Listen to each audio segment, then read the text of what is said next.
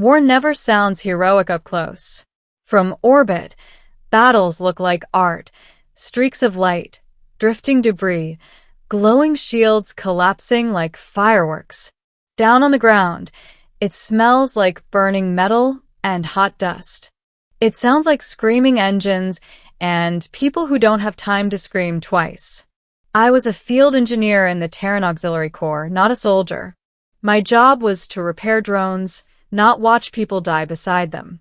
But the day the sky broke, everyone became a soldier. The invasion began at dawn. We were stationed on Kepri 9, a desert colony world that barely deserved the name Strategic. It had mines, refineries, and a sky the color of rust.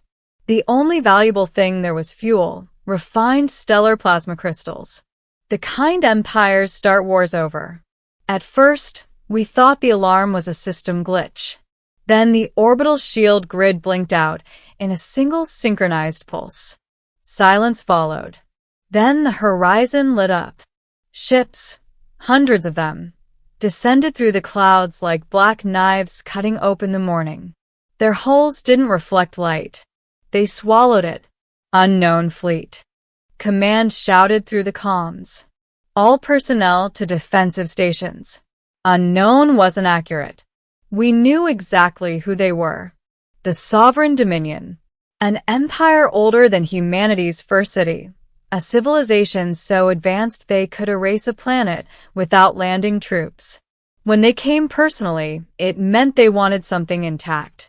Something here. Something worth blood. Within minutes the air turned to chaos.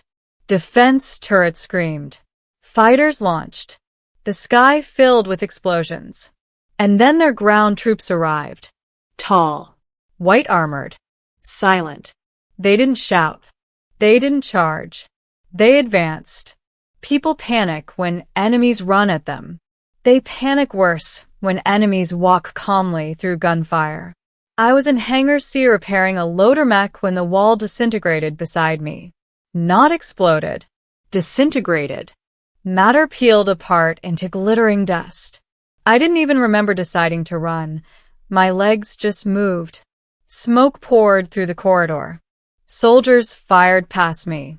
Someone grabbed my shoulder and shoved a rifle into my hands. I'm not. Now you are. I fired because everyone else did. Because survival doesn't wait for training. The evacuation siren started. Too late. Dropships exploded before they cleared the ground.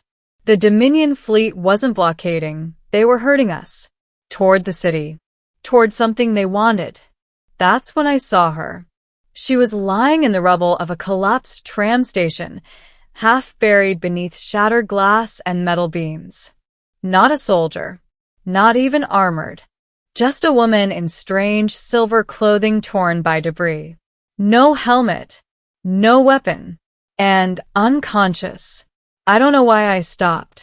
Maybe because in war you can't save everyone, but you can save someone.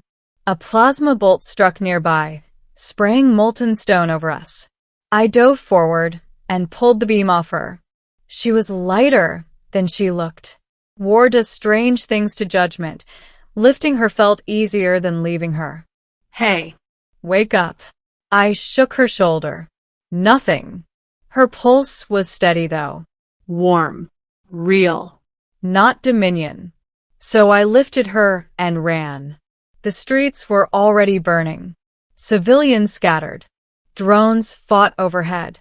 A walker collapsed across an avenue, like a falling skyscraper. Everywhere I went, Dominion troops ignored me unless I fired at them. They weren't hunting people. They were searching.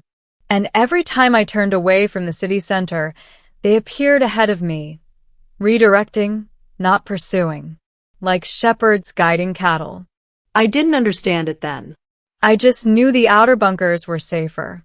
Carrying her slowed me down, but leaving her felt impossible. She stirred once, whispering something in a language I didn't know, soft, musical, almost echoing inside my head rather than my ears. Then she went still again. We reached an alley, when the bombardment intensified. The ground shook. Buildings collapsed. Smoke swallowed the sun. And then the hunters came. 3 Dominion elites, taller than the others, cloaked in black energy fields, landed ahead of me. They weren't scanning randomly. They were looking straight at her. I ran. I knew it was useless. They were faster, stronger, but fear outruns logic. Energy blasts shattered walls behind me. Heat licked my back. I turned corners blindly, lungs tearing, vision blurring. One blast struck nearby. The shockwave threw us both into a service tunnel. Pain exploded in my shoulder. I tasted blood. The ceiling collapsed behind us, sealing the entrance. Silence followed. For the first time since the invasion began, no gunfire, no screams, just my breathing and hers. Hours passed underground.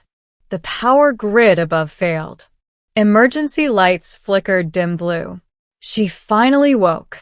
Her eyes opened slowly, bright, luminous silver, reflecting the lights like stars. She looked at me, not confused, not afraid, curious. "You carried me," she said, voice soft yet echoing faintly in the tunnel walls. "Yeah," I muttered, exhausted. "Didn't seem right to leave you." She studied my torn uniform, my bleeding shoulder. "You are not military command." "Nope. Mechanic." Her brow furrowed slightly, as if that answer made less sense than anything else. "Why risk your life for me?" I shrugged. "You were alive." She stared at me for a long moment. Then, impossibly, she smiled. Not politely. Gently. As though she had never been treated normally before. We moved deeper through the maintenance tunnels. She walked steadily despite the battle raging above. She never asked where we were going, only followed. After a while, she spoke again. "You do not know who I am." "Does it matter?" "Yes." "Okay," I said. "You're someone important, I guess." Those armored nightmares seemed interested. She hesitated. "They were retrieving me." "Yeah, figured that." "I was not meant to fall during descent." "Descent?" She stopped walking. "The invasion was not against your people." I laughed bitterly. "You should tell the dead that. They were collateral to a retrieval operation." Something cold moved through me. "You're telling me they attacked an entire colony for one person?" She met my eyes. "Yes." The tunnel trembled violently. Something massive landed above us. The elites had found the entrance again. She closed her eyes briefly, as if listening to something distant. "They will breach in 3 minutes," she said calmly. "Great," I muttered, raising my rifle with shaking hands. "You cannot defeat them." "I figured that too." "Yet you will try." I swallowed. "Yeah." For the first time, her expression changed. Not curiosity, not kindness. Sadness. "You are very strange, human." Then she stepped closer and gently touched my injured shoulder. Warm light spread through me. Pain vanished instantly. I staggered back. "What?" "My people manipulate fundamental energy fields. You call it impossible." The tunnel wall exploded inward. 3 elites entered through dust and smoke. They knelt instantly, not to attack. To her. I blinked. My brain refused to understand. They lowered their heads and spoke in a harmonic tone. And she answered, not loudly, yet the air vibrated with authority. I slowly lowered my rifle. "You," I whispered. She turned to me, and for the first time, looked unsure. "I did not wish you to learn this through fear." "Who are you?" She took a breath. "I am Erin Valeth, Sovereign Empress of the Dominion." My legs nearly failed. The empire that burned worlds, and I had carried its ruler through smoke like an ordinary civilian. The elites awaited orders. She didn't give any. Instead, she looked at me. You saved me when I was powerless, she said quietly. No one has ever done that. I laughed weakly. Yeah, well, didn't exactly know I was rescuing the person who caused the invasion. I did not order planetary assault, she replied firmly. My council feared my capture by rebels here. They acted without restraint. So, millions die because your generals panicked? Her gaze lowered. Yes. Silence filled the tunnel. I should have hated her. But she didn't look like a conqueror. She looked lonely. She turned to the elites. Cease surface operations. Immediate withdrawal. They hesitated, then obeyed.